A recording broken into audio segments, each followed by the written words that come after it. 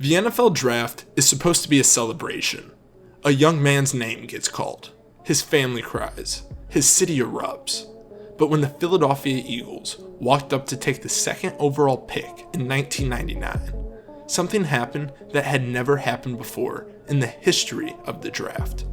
The second pick, the Philadelphia Eagles select Donovan McNabb, quarterback, Syracuse University. They booed him.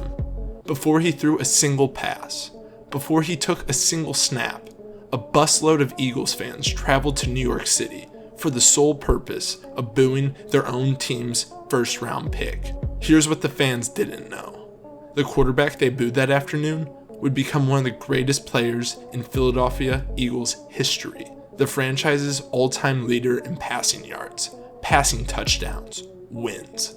A man who carried a city on his back for 11 years and still can't get a Hall of Fame vote. This is the story of Donovan McNabb, the quarterback nobody wanted, and the institution that still won't give him his flowers. Donovan McNabb grew up in Chicago. At Mount Carmel High School, he wasn't just the quarterback, he was the best athlete on the field. He played basketball. He was a baseball pitcher with a scholarship offer. And as a sophomore, he won a state football championship alongside future NFL pass rusher Simeon Rice. He chose to attend the University of Syracuse, and for 4 years, he was one of the best quarterbacks in the country, fast enough to outrun a defender and accurate enough to dissect a zone. By 1999, every scout in the country knew his name. 6'2", 240 pounds, a cannon arm, a 4.6 40, the kind of quarterback who made defensive coordinators lose sleep. The Eagles held the second pick.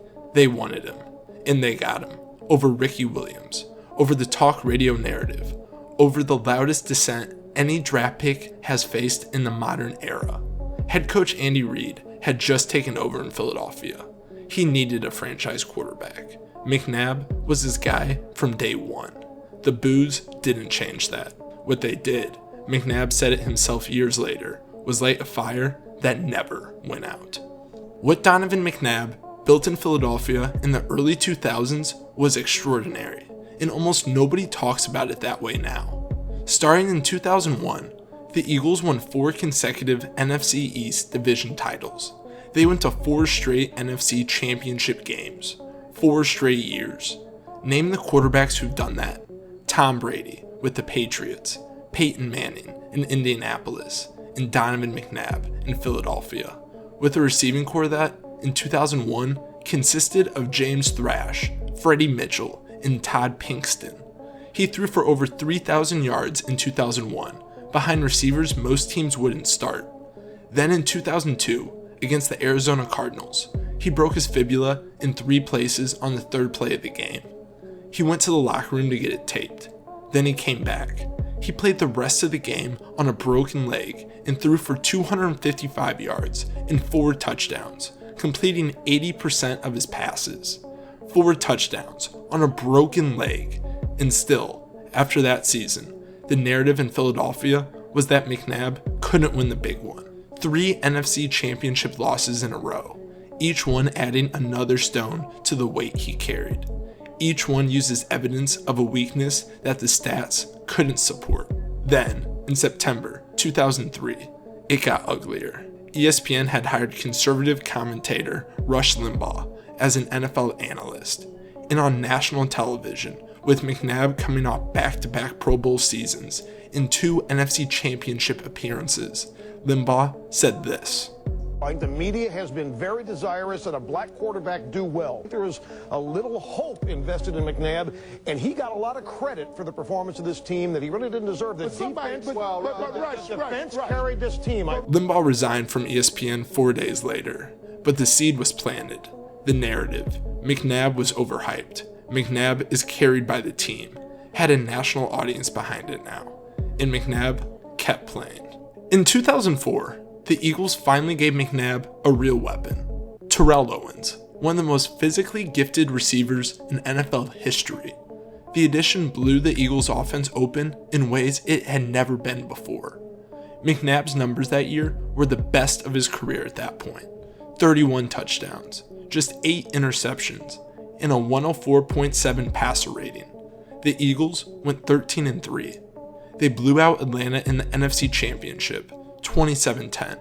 After 4 straight years of falling short, they were going to the Super Bowl.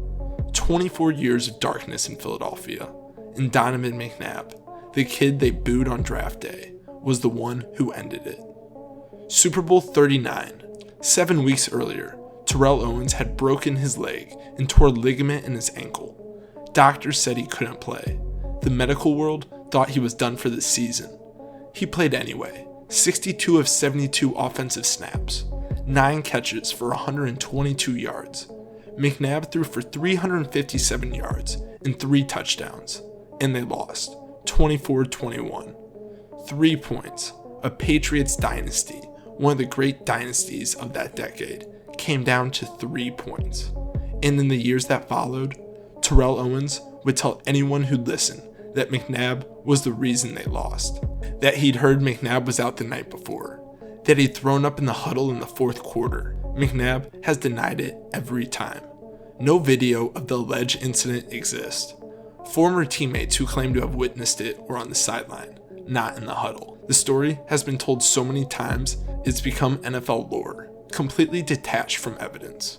Terrell Owens demanded to be released the following season. The locker room fractured, the championship window closing, and every loss, every missed opportunity, every moment where the Eagles came just short, it all landed on McNabb's shoulders. McNabb played 2 more seasons after leaving Philadelphia, Washington, then Minnesota. Then, at 35 years old, quietly retired. The numbers he left behind are Hall of Fame numbers. 37,276 career passing yards, 234 touchdowns, 6 Pro Bowl selections, one of only 4 players in NFL history to amass 30,000 passing yards, 200 touchdown passes, 3,000 rushing yards, and 20 rushing touchdowns. McNabb is the Eagles' all-time leader in every major passing category by a wide margin. 9 playoff wins. That's where McNabb lands all-time, tied with Hall of Famers Kurt Warner and Jim Kelly. During the decade he ran Philadelphia's offense, only Peyton Manning, Brett Favre, and Tom Brady won more regular season games. Troy Aikman is in the Hall of Fame. He went to 3 straight Super Bowls with Emmitt Smith, Michael Irvin, and one of the greatest offensive lines ever assembled. McNabb went to 5 NFC title games with James Thrash. McNabb has been eligible for the Hall of Fame for years. He was a semi-finalist for the class of 2026. He didn't make it. Drew Brees got in on the first ballot, rightfully so, but Brees played from 2001 to 2020 and reached 1 Super Bowl. McNabb reached 5 NFC Championship Games in 8 years, often with less around him. The voters who keep leaving McNabb out point to the same things they always have: the Super Bowl loss, the late career decline, the T.O. drama, the vomit story that may not have even happened.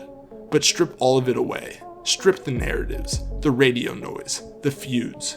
What you have left is a quarterback who was booed before he played a single snap, who won 4 straight division titles, who threw for 255 yards and 4 touchdowns on a broken leg, who took a franchise to its only Super Bowl in 25 years, and was 3 points away from another championship. The Hall of Fame is supposed to honor what happened on the field. On the field, Donovan McNabb was elite for a decade, and the voters keep finding reasons to look past it. Donovan McNabb never burned Philadelphia down on his way out, never went scorched earth. He's talked about the boos, he talked about Owens, he's even talked about the Hall of Fame snub. And every time, underneath it, there's a man who knows what he did, who doesn't need a gold jacket to confirm it. The city that booed him eventually came around. They retired his number. They put him in the Eagles Hall of Fame. The Pro Football Hall of Fame just hasn't caught up yet. So I'll ask you the same question the Hall of Fame voters should be asking themselves. If Donovan McNabb doesn't belong in Canton, who does? Drop your answers in the comments. And if you think the Hall of Fame has gotten this wrong for years, let me know down there. I read every single comment. If you're new here, we tell the stories the NFL wants you to forget, the legends, the snubs, and everything the highlight reel leaves out. Hit subscribe so you don't miss what's coming next. Thanks for watching, and I'll see you in the next one.